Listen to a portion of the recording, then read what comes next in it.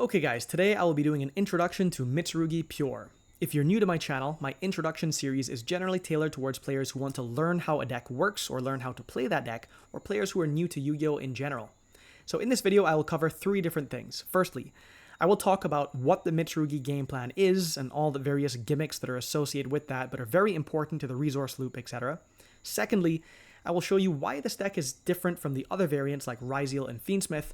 And thirdly, I will show you some basic combo sequences that illustrate how to use your cards in order to achieve the basic Mitsurugi game plan. Okay, so number one, what is this deck even? What is the game plan? And what are the most important gimmicks that contribute to that game plan? So first of all, the Mitsurugi monsters all gain effects when they are tributed. In the case of the main deck monsters, if they are normal, special, summoned, or tributed, they all gain their effects. So Aramasa is a monster searcher, Kusanagi adds back from grave or banishment if normal, special, or tributed, and Saji, if normal, special, or tributed, will add a Mitsurugi spell or trap from deck to hand. We'll talk about the ratios in a second. The Mitsurugi ritual monsters all have the same effect when tributed, where if this card is tributed, you can add a Mitsurugi card from your deck to your hand, except itself, then you can special summon this card. So a couple important things to note here. Firstly, because this says you add a Mitsurugi card from your deck to your hand, then special summon this card, the adding has to happen in order for the special summon to happen. So if you are ashed or you're under Droll, it means you cannot add and therefore you cannot special summon. Also, if you're new to Yu-Gi-Oh, you may not know that ritual monsters cannot special summon themselves from the graveyard unless they were first properly summoned. So if you have used Mitsurugi Ritual, for example, to summon your Habakiri, and this is tributed later on, then this can use its effect to search for a card and then special summon itself from grave. However, if this was just in your hand and you tributed it off of a random card like Prayers, then this card will be able to search, but it will not be able to special summon itself. So just remember that that works that way. Okay, the last thing that I'll cover card for card before giving you a general overview of the game plan is the individual effects of the boss monsters.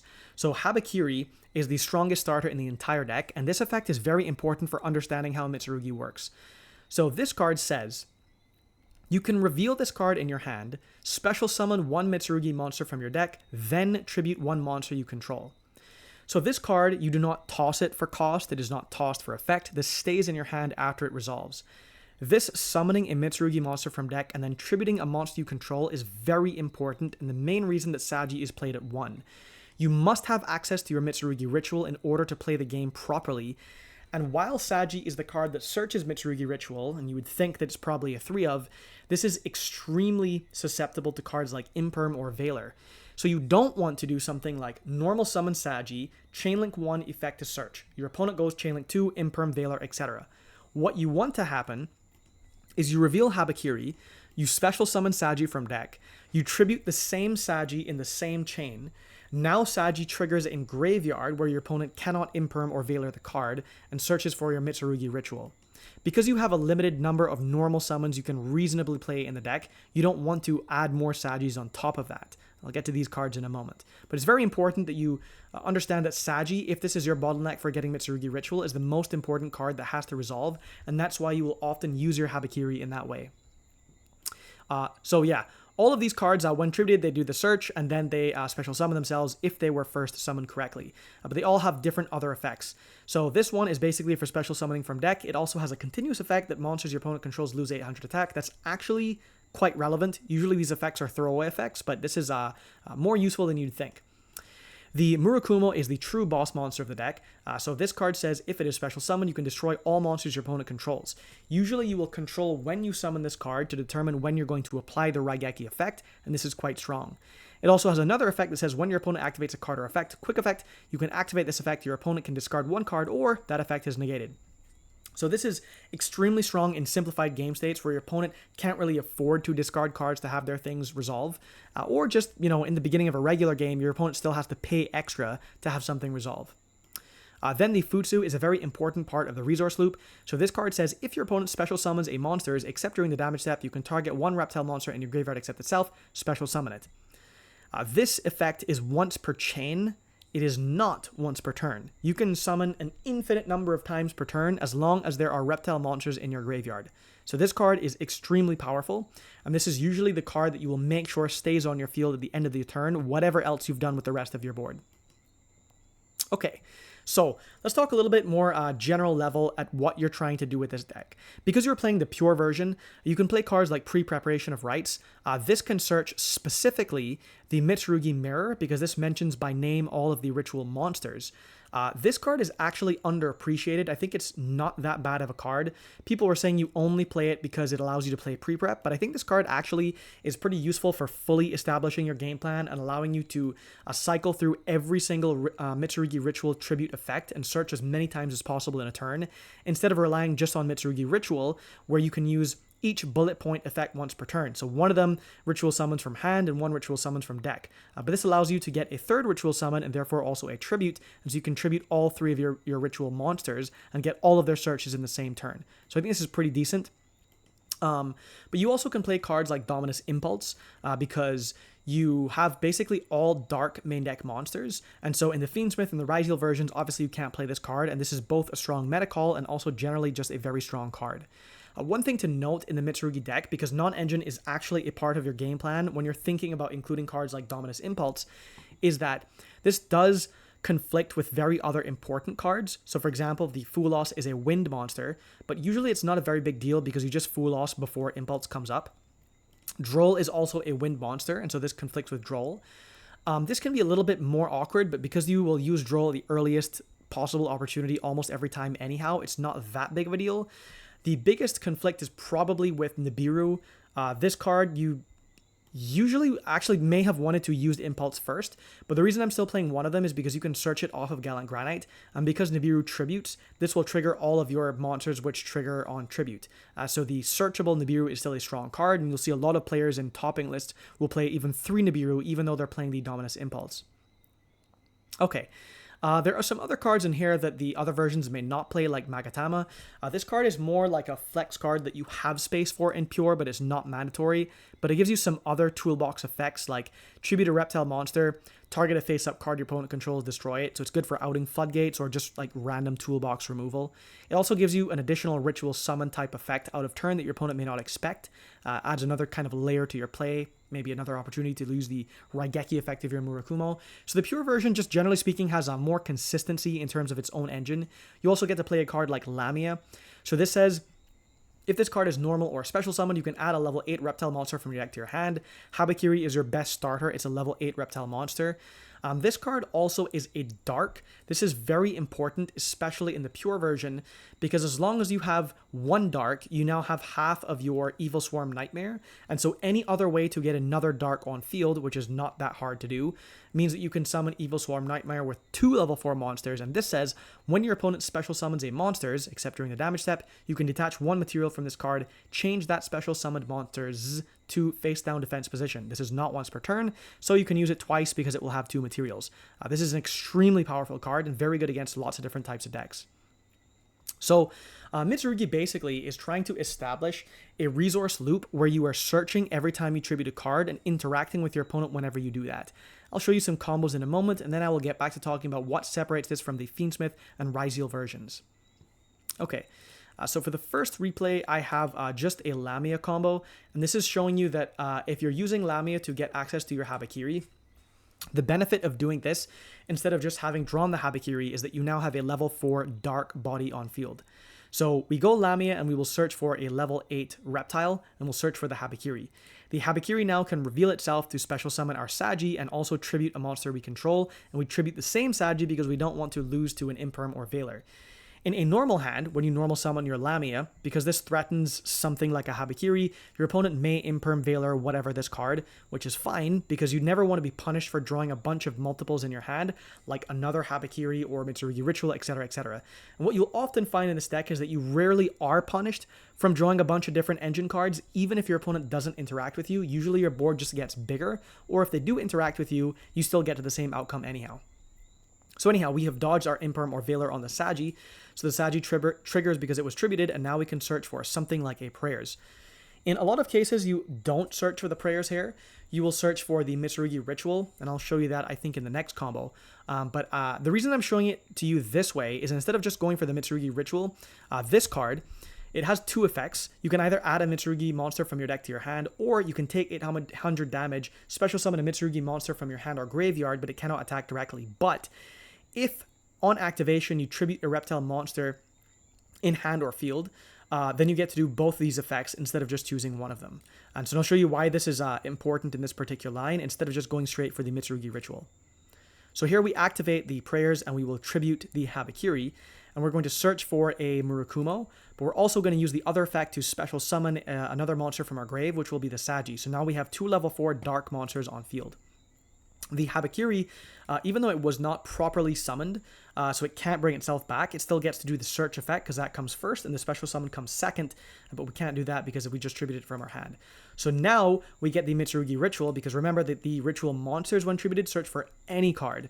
The Saji only searches for spells, Aramasa only for monsters, Kusanagi only card from the graveyard or banishment. But so even though we couldn't get to the ritual off of the Saji because we were getting the prayers, we get to the ritual off of the Habakiri. If you have no other way, if you only have like one search, you're probably just going to use it on the ritual. So now that we have the ritual, we can do our like actual plays, and we can ritual summon to tribute 2 from deck to summon 1 from hand. So we're going to tribute the Aramasa and the Kusanagi because we haven't used either of these effects yet. So we've gone through the Saji, and now we will go through the final 2 main deck names here and summon the Murakumo. So now we can trigger the Kusanagi and the Aramasa here. So the Kusanagi will almost always add back your Mitsurugi ritual, because this card is not once per turn. It's just you can only use each effect, each bullet point once per turn. So we've used the effect to summon from hand by tributing from deck, but we have not used the effect to summon from deck by tributing from hand or field. So here we will search for a Habakiri. This is not super important right here. You could also search for a Futsu. You'll get it later anyhow if you want it. But we add back the Mitsurugi ritual, which is the most important thing because we want to continue summoning. Here we can go into the Evil Swarm Nightmare, or we could have done that before. And now we will activate the Mitsurugi ritual and tribute our Murakumo to bring out our Futsu. Because this was summoned correctly and we're now tributing it, we can search off of it and then bring itself back. In every single combo, assuming you are main decking the Great Purification, which you do have space for in Pure, you will always want to search for this card because this is an Omni-Negate. When your opponent activates a card or effect, tribute 1 level 5 or higher reptile monster, which is all of your ritual monsters, negate that effect, and if you do, destroy that card. And of course, because you tribute it, it will just come back on your opponent's turn. You can also banish this card from your graveyard, target a reptile monster in your graveyard, special summon it, and if you do, tribute 1 other monster you control. So obviously this cycles basically everything, and it tributes because that works with everything in your deck. So this is a very, very strong card with both the effects are very, very good. You'll often find yourself being like, you know, Feather Duster, this goes to grave, and you're still using the graveyard effect out of turn. Okay. So now you can just pass turn on a basic board. So, you know, you're not hyper-extending, going for a whole bunch of different plays. You have your Futsu, you have your Murakumo, you have your Evil Swarm Nightmare. And so when your opponent goes to play, you have a pretty decent resource loop set up in the sense that your Futsu, every time they special summon, can special from graveyard. So you'll be able to use your Kusanagi, add back from grave, your Aramasa, search from deck. If you lose your Murakumo, you can bring it back off the Futsu, etc., etc. If they activate whatever, you can use your Great Purification, tribute your Murakumo, either bring it back immediately on the next chain because it was tributed, or leave it in the grave to bring it back later off of the Futsu. So you have lots of different options for when you want to use your effects. The Evil Swarm Nightmare is also just a very strong interaction. And this is all off of one card. So obviously you're going to have other non-engine or other ways to play in a typical game. Okay, so now I want to show a pre-prep combo because this is the pure version and I don't just want to show random cards you could play in any other version. So in pre-prep, with pre-prep, you activate pre-prep and you have to add this one, not the better one, because this is the one that mentions the names. And pre-prep says that you add a ritual spell from your deck to your hand and a ritual monster from your deck or graveyard to your hand whose name is mentioned on the ritual spell. This is the only one that mentions the names on the spell, not the other one, unfortunately. So now we can use the Habakiri. Remember, you just reveal it to special from deck. You tribute the same thing, the Saji, dodge the Imperm Veiler, and now the Saji can search for your actual good ritual spell, which is the Mitsurugi ritual. Anyone who complains is cringe. So now we activate the Mitsurugi ritual. We can summon from hand. Usually the reason you summon from hand is because you want to tribute from deck. So remember that we're always going to get the ritual back because we're sending the Kusanagi. We're tributing the Kusanagi from deck. And that's actually so important that normally you're going to sequence the effects so that Kusanagi is Chainlink 1 and Chainlink 2 is your Aramasa. Oftentimes you will have checked for Ash on some because of your like Habakiri or whatever. And so usually you're not going to be too worried about them ashing the Aramasa. But, you know, they could, you know, I don't know, bell the Kusanagi or whatever. Anyhow, so here we're going to add back the Mitsurugi Ritual, and the Aramasa is going to search for our Murakumo. So now we can go for the Mitsurugi Mirror. We can tribute the Habakiri to bring out our Murakumo, but because this was properly summoned, not only will it get the search because it was tributed, it will also bring itself back. And we can search, for example, like a Prayers or whatever here. So now if we activate Mitsurugi Ritual, but this time to summon from deck, not summon from hand. So we bring out the Futsu from deck by tributing the Murakumo. And now the Murakumo can search because it was tributed, and because it was special summoned correctly, it can bring itself back out. So now we have our Purification, which is our Omni Negate, and we also have access to our Prayers. So there are different things that you can do here. You can make a Masquerena because the Futsu will be able to bring back your Murakumo and your Habakiri. You have access to your Prayers, which can always special summon. Like even if they were to, I don't know, stop your Masquerena, stop your Futsu, the Prayers will always allow you to special summon your Murakumo back from grave to Raigeki their field whenever you want, etc., etc. You also have ways to continue playing. I don't think I show this in this combo, but if we've only gone through the Habakiri tribute to add and bring itself back and Murakumo, but we haven't gone through the Futsu, we could Prayers, tribute the Futsu, bring back whatever, and then the Futsu will bring itself back out onto the field because it was tributed, and also search for a second Prayers. You would do that if you want another body off the Prayers, but it's a little bit more risky into Nib, because right now we have not tributed the Futsu yet, so if they were to Nib us, we would lose the Masquerena, but then the Futsu would search for something and then come back. So if you think they don't have Nib, then you don't have to bother about this, but if you think they do have Nib, then you should probably leave it so that your Futsu is going to come back even if the others won't. So those are some very basic ideas of how you can establish the basic game plan here. A couple other notes here on differences with the other versions like the Fiendsmith and the Ryzeal. So this version is more flexible in terms of your non-engine because of stuff like Impulse. You do have to be careful with what other cards you do play and think about how they conflict with each other because that affects your sequencing. The extra deck space is super flex for this version. You can play stuff like for running over Baguska. You can play Emerald, which is turned off by the Impulse, by the way. You can play your Gallant Granite, no problem. You can play your Photon Lord, lots of different rank 8s, your Hope Harbinger, whatever you want. Dynamondo, you should probably play regardless because this helps play around things that will turn off your Murakumo or whatever immediately, bring back your ritual monsters out of turn.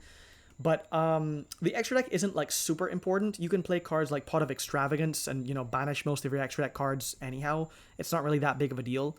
I think that the other versions are stronger in terms of that they have more push. Like the Fiendsmith cards are just good in general. But also, as I showed, where you can make your basic boards where you leave a Futsu and you turn your Habakiri and your Murakumo into a Masquerena, those could also go into a Closed Heaven for your Fiendsmith line.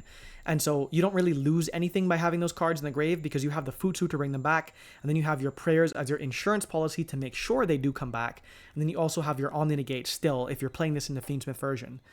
For the Ryzeal version, Detonator is still an extremely strong card, and they also have their own independent resource loop if you're choosing to play Ryzeal Cross, etc., etc. So those decks all have their own strengths. I think the main reason for playing the pure version is if you really want to play Impulse, because the other decks can't play this one. Also, I guess you could play a card like Wosu, which is kind of controversial. A lot of people say it's a bad card. So this says you can special summon this card from your hand by tributing one other reptile monster from your hand and one monster your opponent controls, but you cannot special summon nor activate monster effects for the rest of this turn except reptile monsters. So this is basically a kaiju, and if you assume that your hands are going to have other reptile monsters in them, which is basically every hand, you can start your turn playing into an opponent's board by just kaijuing their monster, and there's nothing they can do to respond to it because this is not an activated effect that starts a chain. This is just the inherent summon itself. Like, you know how you summon Black Witch and the summon itself doesn't start a chain? It's just the effect on summon that then starts a chain. But this does not start a chain, so this is basically like summoning a kaiju. That effect I think might be underappreciated and is actually quite strong, but of course it doesn't really get any value when you go first if you draw it, so it's kind of a brick in that sense. This also has another effect where it says you can only special summon Wosu once per turn this way. If this card is tributed, you can discard one card, and if you do, add this card to your hand.